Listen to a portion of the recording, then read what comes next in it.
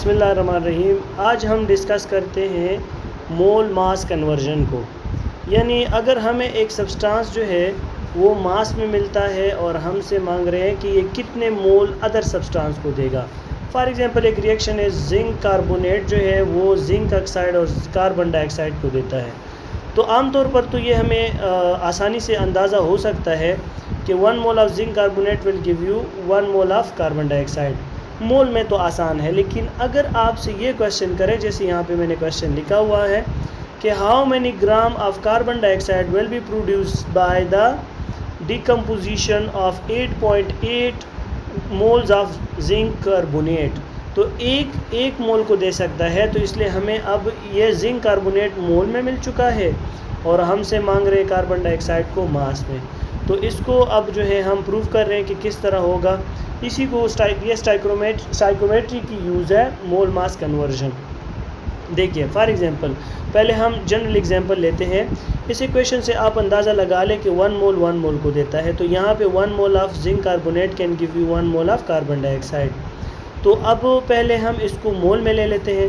तो जाहिर सी बात है, जब 1 मोल इतना देता है तो 8.8 मोल जिंक कार्बोनेट जो है आपको 8.8 मोल कार्बन डाइऑक्साइड देगा। यानी 1 जब 1 को देता है तो मल्टीप्लाई बाय 8.8 और दूसरे साइड पर मल्टीप्लाई बाय 8.8, तो ये दोनों 8.8 मोल ही देंगे। यानी अगर एक को 8.8 मोल ले रहे हो तो दूसरे भी 8.8 मोल है। नाउ अब हम क्या करते हैं, मोल्स को पहले हम ग्राम में कन्वर्ट करते हैं। यानी अगर आप 1 मोल ऑफ कार्बन डाइऑक्साइड को लेते हैं तो इसको आप ग्राम में पहले कन्वर्ट करेंगे। ग्राम में किस तरह कन्वर्ट करेंगे? ग्राम में इस तरह कन्वर्ट करेंगे कि कार्बन डाइऑक्साइड यानी ये हमारे पास कार्बन प्लस ऑक्सीजन बराबर होगा ग्राम में, ठीक है। तो कार्बन का पहले हम एटॉमिक मास लेंगे जो कि है 12। सो 12 और कार्बन डाइऑक्साइड में 1 ही तादाद है, तो इसलिए हम इसको 1 के साथ ही मल्टीप्लाई कर लेंगे। सही है, ओके। सो इसको हम किस चीज़ के साथ मल्टीप्लाई कर लेंगे? 1 के साथ मल्टीप्लाई कर लेंगे। ये है हमारे पास 1 मल्टीप्लाई बाय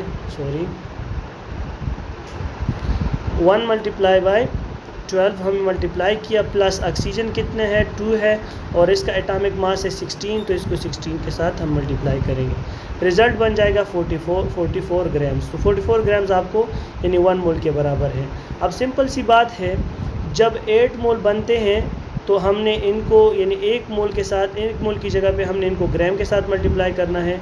तो 80 यानी 1 मोल यानी 8.8 मोल जो जिंक कार्बोनेट आपको 1 मोल ऑफ कार्बन डाइऑक्साइड दे रहा है, तो इसका मतलब ये है 1 मोल बराबर है इसके किस चीज़ के 44 ग्राम के। सो 8.8 को आपने मल्टीप्लाई करना होगा 44 ग्राम के साथ। तो ये आपको जो रिज़ल्ट देता है ये आपको रिज़ल्ट मिल जाएगा कि इतने जो है यानी 387 ग्राम आपको 8.8 मोल देगा। मेरा मतलब ये है कि 1 मोल जो है 1 मोल आपको 44 दे रहा है, 44 ग्राम कार्बन डाइऑक्साइड दे रहा है। तो इसका यही मतलब है कि इस साइड पे 8.8 को मल्टीप्लाई किया गया, तो सिंपल सी बात है दूसरे साइड पर भी 8.8, यानी जब 8.8 मोल आपको कितना देगा, तो सिंपल सी बात है 1 मोल इतना देता है तो इसको 8.8 के साथ मल्टीप्लाई कर लो तो आपको जो है इतने ग्राम ऑफ कार्बन डाइऑक्साइड मिलेगा।